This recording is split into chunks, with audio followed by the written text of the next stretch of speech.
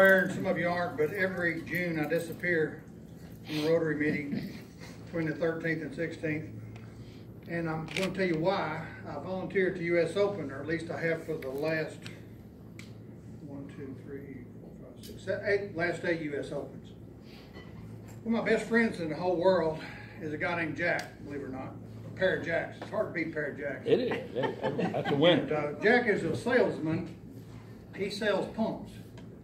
Big pumps, like Harriman Utility might use at their water treatment plant, $40,000 pumps. And he gets on an airplane every Monday morning and flies somewhere and sells pumps all week and flies back home on Friday morning. He's all over the country. He goes from Florida to upstate New York, Chicago, Minnesota. He's everywhere selling pumps. He's a sports nut. I think I am, but he has me beat. And he likes any sport, hockey, football, basketball. He's been to the Super Bowl 3 times, I believe. If it's a sporting event, Jack wants to go. But he had a customer in Long Island, New York several years ago that wanted to come up for the US Open at Bethpage Black course up there. It's actually a public course on Long Island called Bethpage. It's Bethpage State Park, I believe is what it is. And so he wanted me to go with him, so we fly up to New York and we go to the US Open at Bethpage, and it rained sideways on Sunday, and they had to actually shut down play and finish the tournament on Monday, and we had to leave on Monday, so we didn't get to see the final round. We thought that was pretty much fun. So the next year, he talked me into going to California and going to the US Open at Pebble Beach. I'd never been to that part of the country before, and I was country come to town at Pebble Beach, obviously, but I went and knew a little bit what to expect at the Open. But the US Open venues are some of the most famous and theoretically the best golf courses in the United States. And your best golf courses are not necessarily built in your best locations for access. Pebble Beach, believe it or not, is a 2-lane road coming into Pebble Beach. One 2-lane road. And getting your golfers, your support staff, your 50,000 spectators and 5,000 volunteers to the golf course every morning is not an easy thing to do. Normally the US Open or USGA sets up parking areas 10 to 15, 20 miles away, and everybody parks there, and you get on a Greyhound bus and they ride you to the venue on a bus. There's no charge for that. It's part of your ticket price. So we got on the bus and we rode down to Pebble Beach, and we enjoyed it throughout the day. And we were sitting in the grandstand in the afternoon, and this gorgeous young lady walked right in front of us on the grandstand and checked. My God, you see her? She's absolutely gorgeous. And I said, well, she ought to be. She's a movie actress. And he said, really? I said, yeah, she's a client of mine. He said, who is that? I said, Megan Fox, don't you know? And he said, client of yours? And I said, yeah, she's a client of mine. She grew up in Roane County, and she brought her little dog in to see me one day. That's another story. It's not golf today, but I mind my own business, treating animals, and the file goes up in the slot for me to see it, and I go see it, and it's Miss Fox. I didn't know who Miss Fox was. Bring your dog on in. Come on in. I checked her dog over, took care of it. I noticed she was very attractive as an individual. I mean, I'm male, and I say hello to attractive female. She was gorgeous.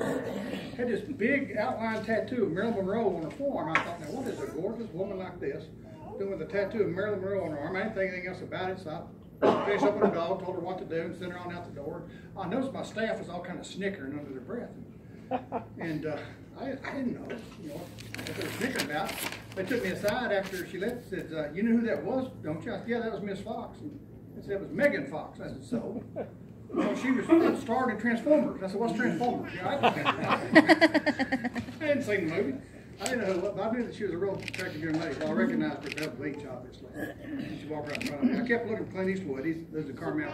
I'm sure he was there, but I never did see him. We enjoyed the Open Pebble Beach. And while on the bus one day, we saw a young lady wearing a uniform kind of like this, and got to talking to her. And she said she was a volunteer. I said, okay, wait, what's that? She said, oh, you put in for a volunteer, and you get selected. You get a medallion that has a computer code on it, and you get in free every day it's open, and you have to work 16 hours during the week for the privilege, and you wear the volunteer uniform, and you do different jobs around the course. Hey, let's do this stuff. Let's do this volunteer stuff. So we volunteered for Congressional at Congressional Country Club in Washington, D.C., Rory McIlroy. won that tournament several years ago. And we got assigned to the merchandise tent. Cashiers, merchandise tent. The merchandise tent at the U.S. Open is 60,000 square feet. Pretty good sized little building. They have 64 cash registers. And Jack and I were working one of the cash registers for 4 4-hour shifts. It's like back and forth, like they have the lines at Disney World, you know, and you get up to the front and they big row of cash registers, if yours is empty, you hold up a paddle and the customer comes down to you and drops their stuff, you check them out. Is that and the other? It's not that hard if you have a little bit of common sense and are used to dealing with people. We were getting the hang of it pretty good, and this well-dressed gentleman, about my age, I guess, or a little older, came walking up to my register. And I noticed he had a big gold chain on. It looked like it was real. And he had a Rolex. I guess it was gold. I don't know. It said Rolex on the side. It was about half the size of the wrist, you know. Real nice outfit, and he flops down about $800 worth of golf shirts and stuff. And said, pardon me, but I'm a congressman. I'm a member here. Do I get a discount? I said, no, sir, we charge you extra because the taxpayers pay your membership. I thought he was going to come across that counter and hit me. He turned every color red. And I said, oh boy, I screwed up. Whipped out a Platinum American Express and paid his $869 bill and stomped off. And I figured that was the end of my career. I was going to get fired that day. But nobody ever said a word. I guess he didn't turn me in. But a lot of people don't realize that the members of Congress get a membership at Congressional Country Club as part of their treat for being in Congress. But to want a discount on top of that, I mean, I'm a volunteer, and I don't get a discount. It kind of hurt me the wrong way, so I told him I thought about it. Imagine that. Yeah. Jack speaks his mind. I have been known to speak the truth sometimes. The U.S. Open is the second oldest golf tournament in the world. It began in 1895 on a 9-hole course in Rhode Island.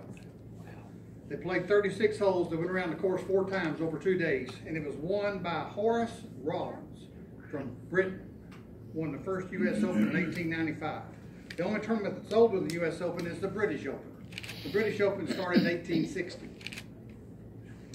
Hard to imagine they even had golf balls in 1860, but apparently they did. The U.S. Open field is 156 players. Some of them are exempted for different reasons.